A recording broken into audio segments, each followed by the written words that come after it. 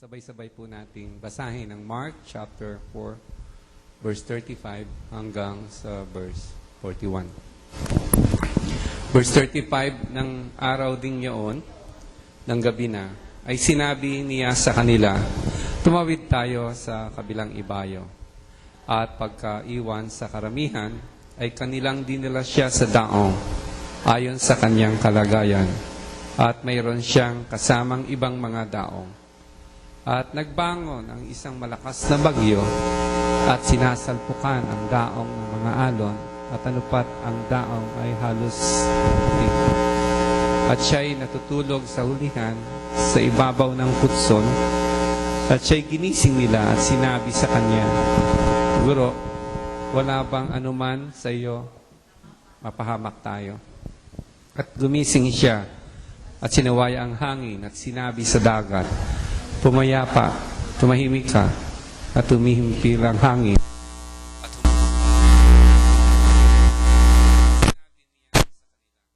At bakit kayo nangatakot? Wala pa ba kayong pananampalataya?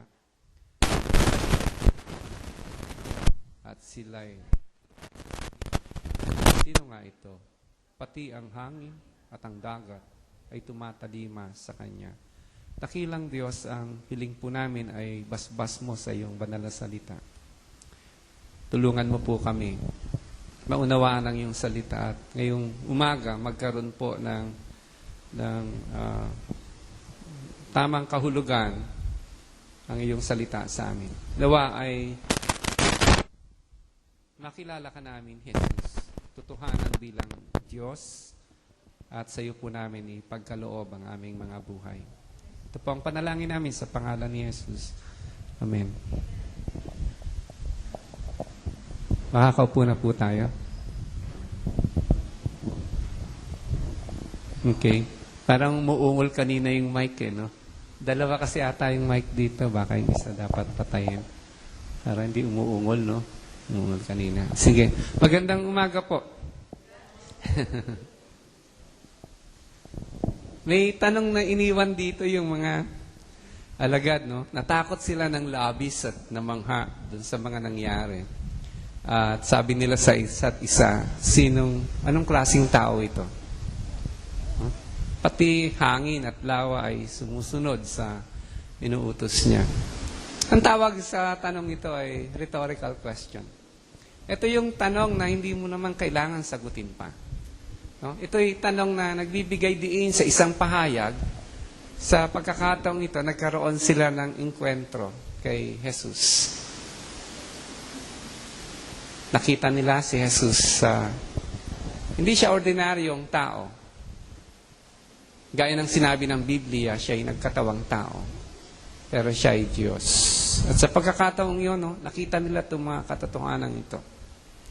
Alam niyo po, sa maraming pagkakataon na nakasama na ni Jesus, yung mga alagad niya, di ba, doon from chapter 1 to 3 hanggang doon sa chapter 4, naranasan na nila, no, kung paano si Jesus ay nagkaroon ng kapangyarihan, no, doon sa mga demonyo, kapangyarihang magpagaling doon sa mga may sakit. At kadalasan, yung pagpapagaling ni Jesus sa mga may sakit, pinapakita dito yung creative powers niya.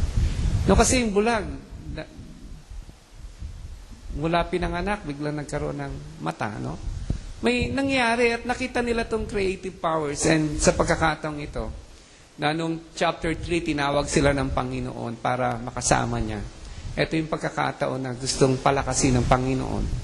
Pagtibayin ng Diyos ang pananampalataya ng mga alagad niya sa Kanya sa pamamagitan ng tamang pagkakilala kay Jesus. Ang Biblia po ay maraming mga patotoo. Malinaw na malinaw na malinaw ang pagpapahayag ng Biblia. At siguro sukdulang bulag na lang yung hindi makakakita ng ganitong katotohanan tinuturo ng Biblia. Kasi alam naman natin, may mga ibang nagtuturo na si Jesus ay tao, hindi siya Diyos. Pero alam niyo po, napakalinaw ang mga pahayag at itong karanasang nangyari ngayon dun sa mga alagad. Ito ay pagpapatotoo sa kanila na si Jesus ay hindi lang basta tao. Sino to? Sabi nila. Labi silang natakot at na mga, anong klaseng tao to? It's a question that needs no answer. It's a question that would make clear a statement that indeed Jesus is also God. Doon sa John chapter 1 verse 1, sabing ganun, ang pasimula. Nang pasimula siya ang berbo. At ang berbo ay sumasa Diyos. Ang berbo ay Diyos. At pagkatapos sabi, ito rin ang pasimula. Sumadyos. Ang lahat ng mga bagay ay ginawa sa pamamagitan niya. At alinman sa lahat ng ginawa ay hindi ginawa, kundi wala siya. Doon sa patuloy ng pahayag na to, sinabi ang berbong ito ay walang iba kundi ang ating Panginoong Jesus. Sa John yun. Sa Hebrews, sinabi doon sa Hebrews chapter 1 verse 2, doon sa ikalawang bahagi, no? Sa pamamagitan naman niya, ginawa ang sanlibutan. No? Dito sinasabi, the world was made, was created through Him. No? Kaya nga, hindi nakapagtataka sa pagkakataong ito, pinakita ni Jesus ang kanyang kapangyarihan, hindi lang dun sa tao.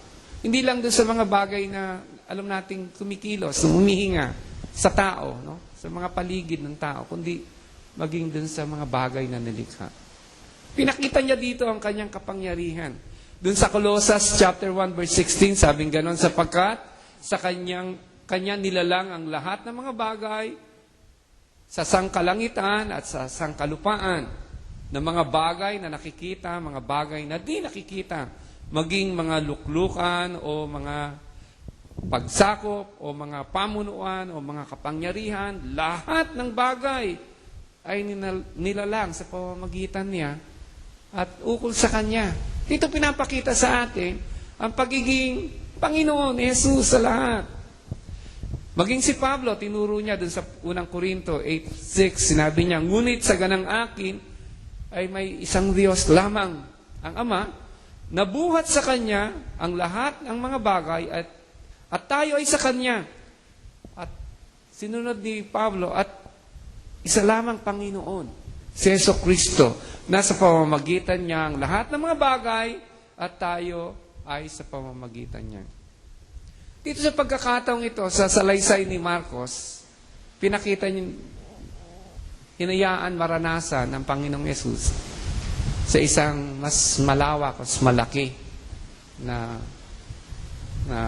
karanasan kung paano ipakita niya ang kapangyarihan sa creation, sa kanyang mga nilikha. Yung lawa o yung dagat na kanilang pinaglalayagan ngayon, ito po ay yung Sea of Galilee. Kung papansinin nyo, mula dun sa chapter 1 ng verse 4, nagsimula ito dun sa Capernaum. At itong Capernaum po, ang northern side po niyan ng Capernaum, dun yung headquarters ni Jesus. At nandoon siya sa northern side ng Sea of Galilee. Kaya nga, walang ibang, hindi na sinabi sa atin ni Marcos na ito ay Sea of Galilee.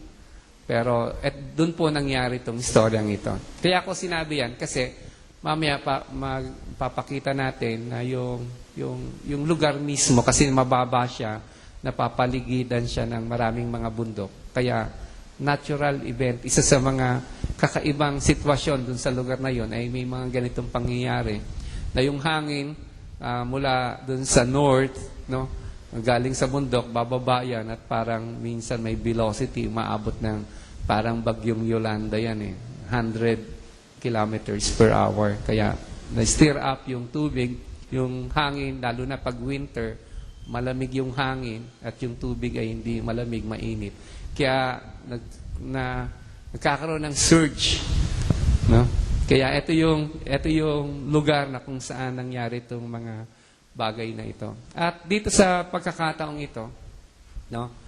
Dito hinayaan ng Panginoon makita yung kanyang kapangyarihan. Kasi itong mga pinili niya, itong mga alagad, no, na pinili niya, they were selected that they will be with Jesus.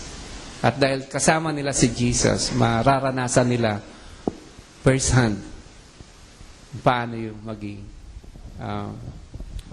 kung sino si Jesus. Alam nyo, ganun din sa atin minsan eh. Kung mamarapatin nyo, may mga pagkakataon na gusto ng Lord maging intimate sa atin. Yung gustong mas malalim yung ating pagkakilala sa Kanya. Diba? Hindi mo naman masasabing ang Panginoong Diyos ay nangangalaga sa gitna ng kasakitan kung kailanman hindi ka nagkasakit. Diba? Minsan paparanas ng Lord sa iyo magkaroon ng pagkakasakit. At dito sa pagkakataong ito, dito mo makikilala kung gaano siya kabuti na Diyos. Minsan, paparanas ng Lord sa atin, paano tayo kapusin. No? Mawala ng trabaho, mga ilangan. Pero sa mga pagkakataong ito, makikita natin na ang Diyos natin ay hindi siya mapagpabayang Diyos. Siya ay parang Ama sa langit. Isang tatay na nangangalaga sa atin. Na pwede nating dulugan at tawagan at kumakatagpo ng ating mga pangangailangan. So may mga ganitong pangyayari na papayagan ng Diyos, ginagawa ng Diyos, inaayos ng Lord na maranasan ng bawat isa sa pagkakataong ito ng 12 at hindi lang sila kasama ng mga ibang mga bangka na sumunod sa kanila, ito ay mga mananampalataya din kay Kristo. Yung sabi, hindi lang sila yung bangka na lumayag, kundi may mga kasama silang mga mananampalataya din kay Jesus dun sa ibang mga bangka. Kasi yung sinasakyan na bangka ng Panginoon, yung normal na capacity nun, mga 15 hanggang 20 na tao. So yun yung normal na kapasidad. At marami yung sumusunod sa Panginoon. Kaya hindi na sinabi kung ilan yung mga bangkang yon. So kung sinong kasya siguro, sumakay doon. Pero doon sa sinakyan ng Panginoon, ito'y kasama niya dito yung at least yung 12 alagad niya. Maaring ang may-ari ng bangkang ito si Pedro, o maaring si Juan o si Santiago, mga mangingisda. At ito rin yung bangka na ginamit niya nung siya ay nagtuturo, no? Hindi naman siya lumipat pa ng bangka. Nung sa chapter 1 nagturo siya ng parable of the soil, na alala niyo po ba?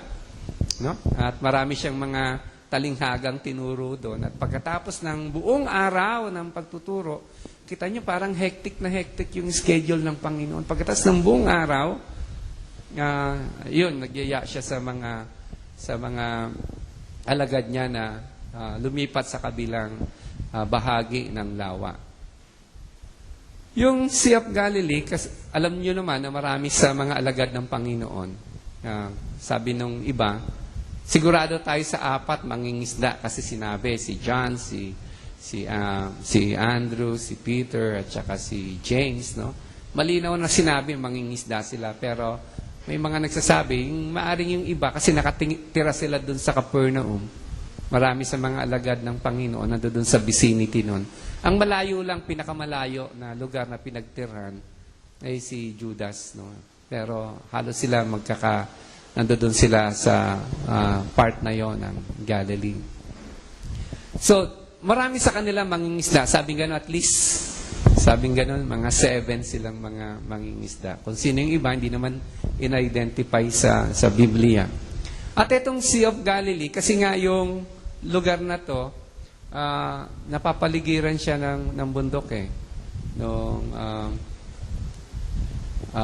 Yung tubig na dumadaloy sa kanya, galing pa dun sa Jordan River. At mataas na lugar yun eh. Kaya bumababa ng mga 10,000 feet yung tubig papunta dun sa Sea of Galilee. It's the lowest part ng lupa. Although, ang pinakamababa talaga yung Dead Sea, di ba? Ang pagkakaiba lang sa Dead Sea, patay siya. Ito ay buhay na buhay itong Sea of Galilee.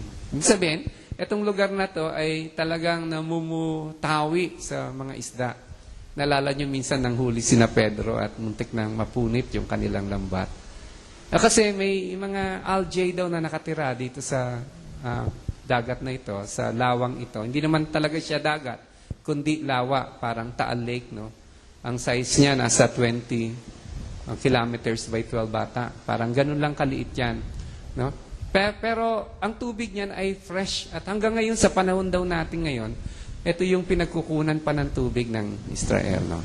So, it's a fresh water. At dyan sa tubig na yan, masyadong maganda yung tubig. May mga algae na nabubuhay na nagbibigay ng pagkakataon para mas madaming isda ang naging masyadong bountiful yung isda dyan.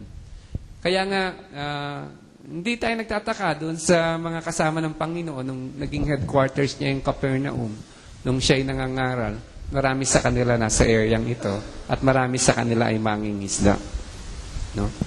At ito po yung storya na binigay sa atin ng Panginoon. Nakasama ng Panginoon yung mga alagad niya at karamihan sa kanila, mangingisda.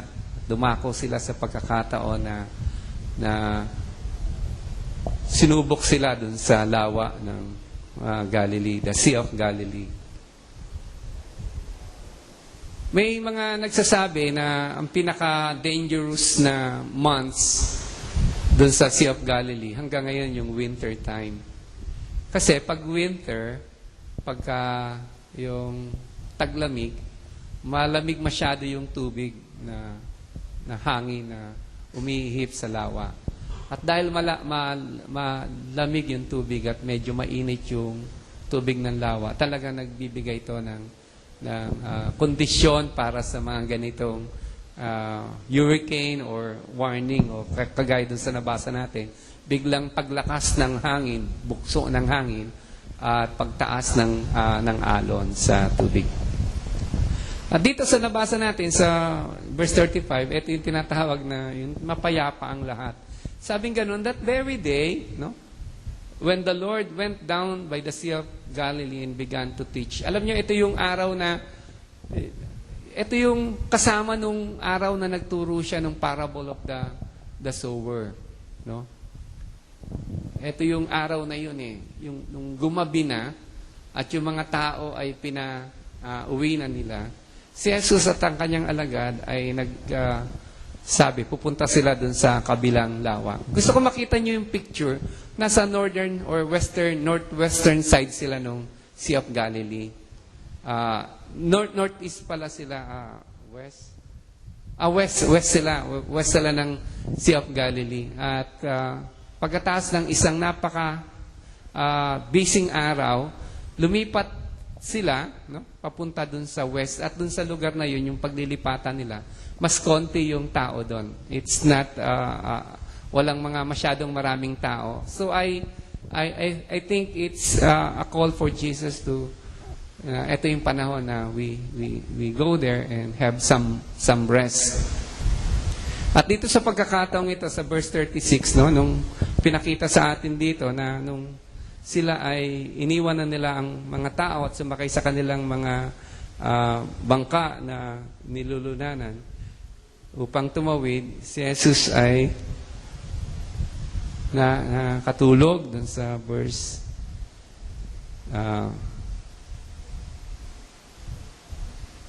36, 37. Natutulog ang Panginoon. Mapakita naman sa atin dito yung pagiging tao ng Panginoon. Tandaan natin, napakahirap nung magturo ka ng buong araw. At naniniwala ako dun sa pagtuturo ng Panginoon. Maraming mga nagdala ng mga may sakit at ito ay pinagaling din ng Panginoon. Maraming ginawa ang Panginoon. Dun sa chapter 3, sinabi sa atin may mga pagkakataon na sa sobrang dami ng tao na maging sila hindi na makakain ng tinapay. Di ba?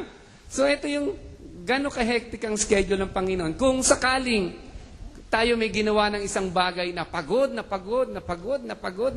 tayo, at pag uwi natin sa bahay, tulog na tulog tayong plastado. Ito yung nangyari sa Panginoon. Magpapakita ng kanyang pagiging tao. At habang sila ay dumalayag, kita si Jesus nasa likod ng bangka at siya ay natutulog dun sa may unan. Ang ganda ng picture nito na paano ang Panginoong Jesus ay namamahinga. So, sinasabi lang sa atin dito na ang tubig nung sila umalis ay kalmado. Ang tubig nung sila umalis ay walang masyadong trouble. Pero alam natin na ang Diyos ang tumatakda ng mga panahon ng ating buhay. Parang minsan, di ba, ngayong araw na to, everything is peaceful and so beautiful, no? Tapos mamayang gabi, biglang may kumatok, may problema na. Sunod-sunod na. Hindi ka na makatulog. Di ba yung mga ganong sitwasyon sa ating buhay? At dito, nakakatuwang isipin na yung pagkakataon ng pagkatapos ng bising pagtatrabaho, si Jesus na mamahinga, then all of a sudden, no, yung sa verse 37, sabing ganun doon, nagkaroon ng malakas na unos, hinampas ng malaking alon ng bangka. Ano pat, halos mapuno na ang bangka ng tubig. Samantalang si Jesus ay nakahilig sa una na sa may hulihan ng bangka natutulog. No? Habang namamahinga ang Panginoon. At ito pinaranas ng Diyos dun sa mga alagad kung paano bagyuhin. Naalala ko po nung pumunta kami dun sa Tacloban. May kaibigang pastor po tayo doon, si Pastor Lemuel. At nung bagyong Yolanda, sabi niya, na ranasan din niya person kung paano ang Diyos ay mangalaga doon sa kanyang mga minamahal sa gitna ng mga unos ng buhay. I think we need to experience, every one of us who has relationship with God, it's very good that we experience problems. Precisely para makita natin kung paano mangalaga ang Panginoon. Ang punto ng lahat ng ito, nung kinikwento ni Marcos, naniniwala ako, is gusto ng Diyos maturuan yung mga disipulo niya, yung mga alagad niya, that even in the worst of time, He can be trusted. At ganun din sa bawat isa sa atin. No? Kaya ako naniniwala na kapag dumarating yung mga matitinding problema sa buhay natin, yung masasagwang problema, isa sa mga pangunahing leksyon na pwede nating matutunan sa Panginoon, na miski na dun sa panahon na yun, na napakasama, meron pa rin tayong Diyos na pwede nating pagkatiwalaan.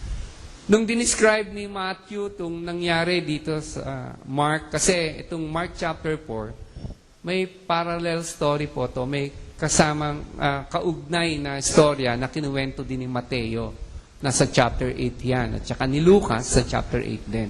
So, sila nagkwento ng parehong istorya. Yung description ni Matthew dito sa event na to, it's a parang mega earthquake. Sobrang lakas ng alon, talagang ang punto nun ay mamamatay sila doon sa sobrang lakas na bagyo. At ako naniniwala, kasi sabi nga natin kanina, na marami sa mga alagad ng Panginoon ay mga fisherman. Si Jesus nga, carpenter. Masanay sila sa dagat. At alam nila kung delikado na sila. No? At sa pagkakataong ito, sila ay delikado na totoo. Katunayan, kung papansinin mo dun sa Luke at saka sa Matthew at saka sa Mark, dito sa Mark, nung ginising si Jesus, sinabi sa kanya, Guro. No? Ang tawag kay Jesus ay Guro. Pero kung pupunta ka kay Luke at kay Matthew, ang tawag sa Panginoon, Panginoon. Yung isa naman ay Master, Panginoon. Yung isa naman ay Lord. No? Makikita mo dito na yung sitwasyon na to ay talagang nagdulot sa kanila ng matinding panic. Alam niyo yung pag nagkakagulo na kung ano-ano na yung mga sinasabi natin, di ba, iba-iba?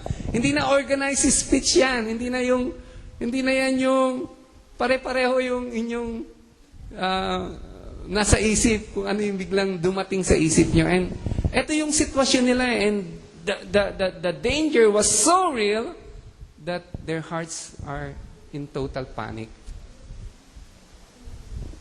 The situation was so real dahil alam nila yon, yung sitwasyon na yon, papahamak sila. At sa lahat ng ito, nakakatuwang isipin na Jesus was sleeping. Natutulog siya dun sa likuran ng bangka at ginising nga si Jesus upang sabihin, Panginoon, hindi ba kayo, wala ba kayong pakialam? Papahamak na tayo. Ginising nila ang Panginoon. Hindi ko po alam kung may mga iba sa atin dito na dumarating ng problema ngayon. Bilang mga tao, hindi naman sa atin imposible, no? Hindi naman na pangkaraniwan na hindi tayo datnan ng mga problema. Kaya I would think na parang ako din, bawat isa sa inyo ngayon ay umarap o maring umarap pa sa mga problema. Kung kayo po ito na parang binabagyo yung buhay nyo ngayon, relax. Hindi tayo dadali ng Panginoon sa malayo ng tubig para lunurin tayo. Hindi tayo hayaan ng Panginoon na maka-experience ng apoy para masunog tayo. Ito po yung pangyayari na pwede natin makita na hindi natin kaya sa ating sarili at tanging Diyos lang ang pwede nating pagtiwalaan ng buhay. Parang yung kinanta natin kanina, di ba? Yung limited lang tayo eh. Kahit feeling natin, kaya natin before. Pag naririnig natin yung mga karanasan ng iba, dumaan sa ganitong mga sitwasyon at problema, sabihin nila, oy, kaya mo yan. Diba? Sinasabi natin, kaya mo yan. Kung ako, kaya ko din yan. Pero nung dumaan na tayo, parang parang iba na to. Parang hirap din tayo eh. Pero kung ganito yung sitwasyon natin, relax. God is still in control. Maring feeling natin, wala siyang pake. Nagtatagal yung mga panalangin natin, but relax. God is still in control. Tandaan natin, Ecclesiastes, He made all things beautiful in its time. Alam ng Lord, eksakto kung anong gagawin niya sa atin eh. At because God is sovereign, no? Pinayagan ng Diyos, maranasan ng mga alagad yung punto na sila ay mapapahamak. Para sila kahit fisherman, lumapit sila sa isang karpintero at humingi ng tulong sapagkat hindi siya ordinaryong karpintero, hindi siya ordinaryong tao. Matutunan nila yung leksyon, kasama nila ay Diyos. Tagapaglikha ng buong mundo. Unshakable, all-knowing God.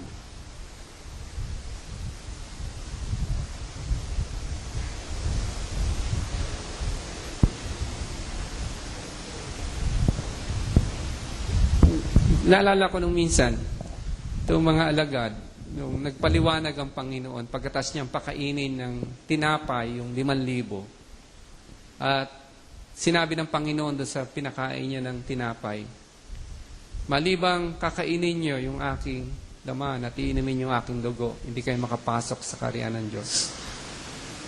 Ito yung panahon na marami, alam niyo dun sa mga bangka na sumama sa Panginoon, marami sa kanila nandoon sa bangka, sa ibang bangka. Pero nung narinig nila yung pahayag ng Panginoon na yon, sabi dun sa John chapter 6, marami sa kanila tumalikod na at iniwan na ang Panginoon. They left from following Christ. Dito nakita na hindi sila ready sa persecution or suffering. Sila yung puso na nakatanim sa batuhan. Pag may problema, nung sinubok ay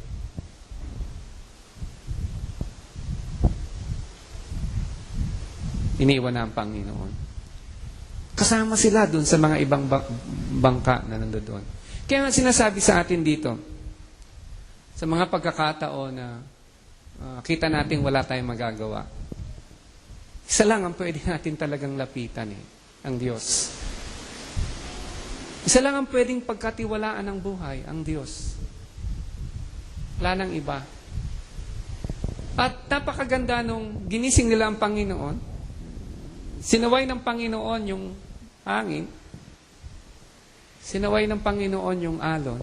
Alam niyo, sabi dun sa binasa natin tumigil nga, tumahimik nga. Ang pagkakagamit dito, hindi lang yung perfect na peace, kundi talagang all of a sudden, without, yung walang mga dramatic sa Panginoon, tumayo lang. Tinigil yung angin, tinigil yung ulan. Yung lahat ng sitwasyon na maalon at mahangin, naging totally peaceful.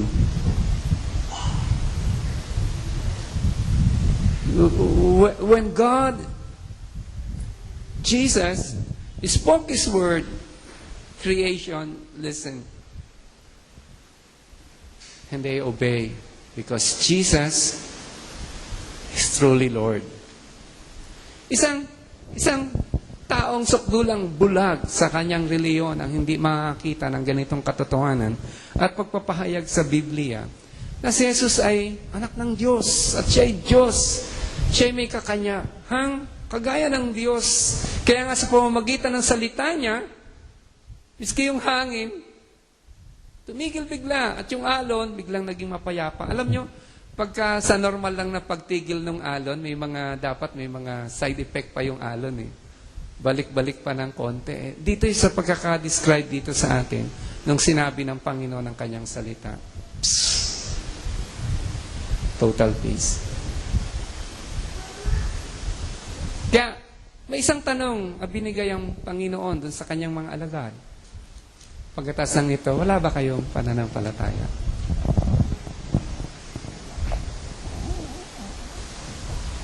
Pagka sinusubok tayo ng Panginoon, it's really a test of faith. It's not because the Lord would not care for us. It's because the Lord loves us so much. He wants to really build our lives. Palakasin yung buhay natin.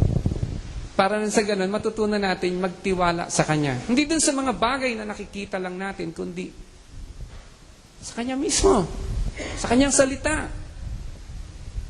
Sa Kanyang pwedeng gawin sa ating buhay. Sabi dun sa Isaiah 55, ang salita ng Diyos ay hindi babalik sa Kanya, na hindi natupad ang layo ng salita ng Diyos. 55 verse 11. Ganun din po ang nangyari sa atin. Dapat may kahandaan tayo, no? Dahil payagan natin ang Diyos patuloy magministeryo sa atin, kumilos sa atin, manghimasok sa ating buhay, lalo na dun sa mga napakamahirap na bahagi ng ating buhay. Because God cares. At ito yung pangalawang leksyon na pinapakita ng Lord sa mga alagad. Siya ay makapangyarihan sapagkat siya ay Diyos. At pangalawa, ang kanyang pagiging Diyos, no, nandoon pa rin yung kanyang pagiging mapagmahal, nagtitiwala sa Kanya. Walang sino man na nagtiwala sa Panginoon, napahiya. Walang sino man na nagbigay ng buhay sa Panginoon at sineryoso ang kanyang relasyon sa Diyos na napahiya. Isang araw, nagkamot, sinabing nalugi ako.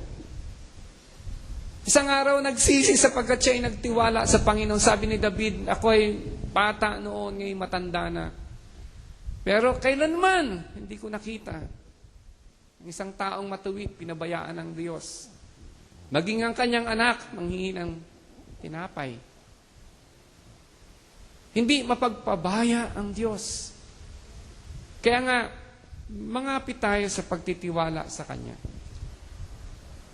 Maganda na sa gitna ng mga unos na maaaring dumarating o dumating sa ating buhay, ang mata natin ay naipako natin sa Panginoon. That we fix our eyes on Jesus, the author and the finisher of our faith. Hindi yung may isang bagay na hindi tayo naintindihan, ayawan na. Alam niyo yun, yung pagka nagkaroon ng problema, parang we question immediately the faithfulness of God, the love of God, the sovereignty of God, the goodness of God. We question everything about God dahil nagkaroon tayo ng problema.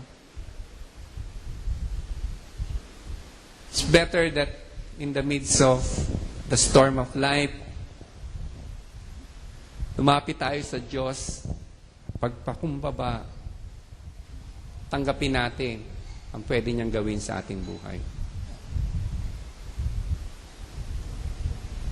At dun sa mga susunod na mga talata, nakakatuwa. Nung tinanong sila ng Panginoon, wala ba kayong pananampalataya? Dahil kumalma na lahat. Dapat dito, yung pagkakataon na to, na yung mga alagad ay lalong dapat mas makalma na dahil tumahimik na lahat eh. Pero yung reaction nila would point to the fact that they are learning to recognize who Jesus is. Dun sa verse 41, no? Pagkatapos nung kumalma na yung mga kumalma na yung mga dagat, no? Sabing ganon, sinidlan sila ng matinding takot. At sila'y nangilalas. Nagsabi sa isa't isa, sino kaya ito? Sumusunod maging hangin at ang dagat. Alam niyo itong reaction na to? Ito yung kagaya ng reaction ni Peter. Nung minsan, sabi ng Lord sa kanya, nangingisda siya, nahuli niya, 0. O sabi ng Panginoon, ilagay mo sa kabilang side yung iyong lambat. At nung sinunod niyang Panginoon, kita niya, himala. Mapunit-punit yung lambat niya dahil sobrang dami ng huli. Na-recognize niya na ang Lord, sabi ni Peter, depart from me, Lord. I'm a sinful man. Ito yung mga reaksyon. Kaya nga, it's a rhetorical question. Hindi kailangan sagutin. Pero makikita natin, this is a statement that clarifies a very important point, and that is, Jesus is the Son of God. He's God. At sa pagkakataong ito, yung terror na napunta sa puso nila, ito yung terror of recognizing Emmanuel is with us. God is with us in the storm. Parang yan yung reaksyon ni Abraham. Nung sabi niya, nakita niya ang Diyos, no? Sabi niya, I have a divine encounter with God. Akala niya mamamatay na siya. Ganyan din yung tatay ni Samson. Nung sinabihan siya na encounter niya, sabi niya, mamamatay ako. Sabi ng asawa niya, bakit? Naengkwentro ko ang Diyos. Bakit kasi? Sa sandaling maengkwentro mo ang Diyos, nakikita ka pala ng Diyos. At habang nakikita mo yung kapangyarihan ng Diyos, ang nangyari sa atin sa totoo lang, sa bawat engkwentro natin sa Diyos, nakikita natin yung kasalanan natin. How sinful we are before God. At ito yung nangyari. Si Job, ganyan din yung experience ni Job. Pagkatas ng maraming pagsubok sa kanya, namatay yung anak niya, nagkasakit siya. Then finally, at the latter part of the chapter of Job, kinausap siya ng Lord. Sabi niya ni Job, I repent in dash and ashes. Nakita nila, sa bawat enkwentro sa Diyos, it would cause us to fear and to tremble before God. Kasi nakita natin that we are confronted. We're encountering the living God, a holy God, a righteous God, a powerful God, an all-knowing God, and we are as sinful as we are. And throughout the Bible, ito po yung karanasan ng bawat enkwentro sa Diyos. Si Isaiah, na-enkwentro niya ang Diyos, sabi niya, I am a man of unclean lips.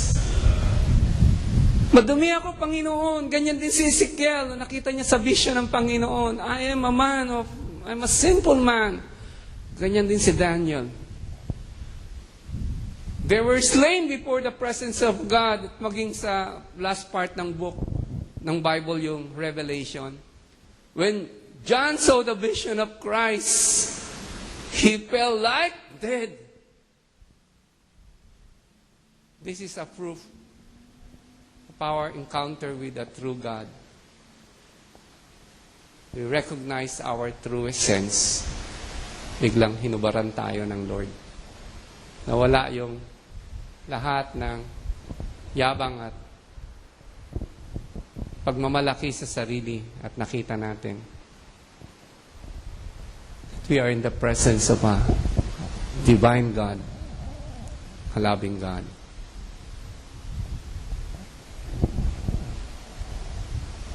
Dalawang bagay ang napakagandang iuwi sa bahay dun sa nabasa po nating istorya. Una, meron tayong Diyos na makapangyarihan sa lahat. Ang Diyos na yan ay pinagkatiwalaan natin ang ating buhay. Napaka-importante na hindi tayo aalis sa lugar na to. Hindi natin narinig o naengkwentro ang kabutihan ng Diyos, ang pagiging makapangyarihan ng Diyos na hindi tayo nagtiwala sa Kanya. At ang pag-engkwentro natin sa Panginoon, dumako tayo sa punto na nakita natin yung ating sarili, makasalanan, sa harapan ng Diyos. At humingi ng Kanyang habag, at mangingi ng Kanyang biyaya. Yung mga pabor na hindi tayo karapat-dapat, patawarin niya tayo sa ating mga kasalanan. Linisin niya tayo sa ating mga karumihan. Enkwentro sa buhay na Diyos. At pangalawang, napakagandang mensahe ng tinuturo sa atin ng mga nabasa natin. Ng Diyos na to ay hindi lang siya makapangyarihan, siya ay mapagmahal na Diyos. Uy, tayo ngayon na may taglay tayong pag-asa. Gayong marami tayong mga pagsubok na kinaharap. Mga kabigatan na binabangga sa araw-araw. Nabubuhay tayo sa katotohanan na meron tayong Diyos. Nasukdulan sa kanyang pagmamahal sa atin, hindi magpapabaya sa atin. Tutulungan niya tayo. Sabi ni Peter, cast your cares upon Him. He will sustain you because He cares for you. He cares for you. He cares for us. We're not alone. May kasama po tayo sa buhay. Ang kasama nating to, tunay na walang iwanan.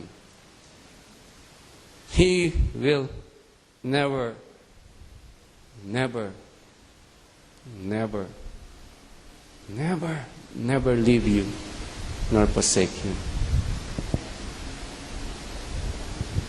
Ang prayer ko, ma-challenge ang bawat isa sa atin.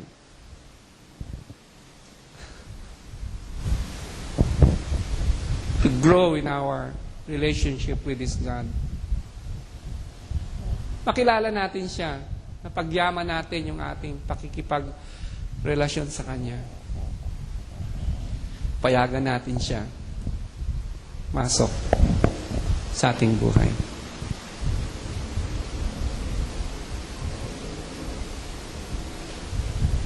He is powerful. He is a God of love. Dalawang katangian na dapat mag-udyok sa atin. Kwalipikado para sa ating ibigay yung ating buhay sa Kanya. Hindi lang siya mapagmahal, kundi siya ay makapangyarihan. Hindi lang siya makapangyarihan, kundi siya ay mapagmahal. Alala ko nung maliit pa yung mga bata, may sakit yung anak ko. Mahal na mahal ko yung anak ko pero may sakit. Wala akong kapangyarihang pagalingin yung anak ko. Mahal ko siya pero wala akong kapangyarihang pagalingin. May iba naman, may mga kapangyarihan pero walang pagmamahal. Diba? Hindi sila katiwa-tiwala. Pero ngayong umaga, uwi tayo sa may ganitong katotohanan na si Jesus na ating Panginoon at tagapagligtas, siya ay Diyos, makapangyarihan sa lahat.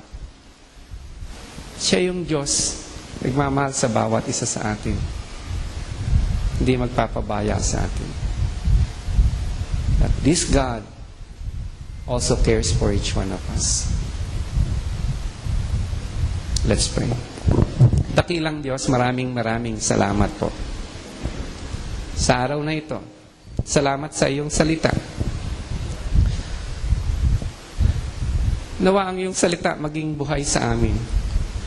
Nawa sa pagkakataong ito na tinuturuan mo yung mga alagad, makilala ka ng sukdulan kung sino ka.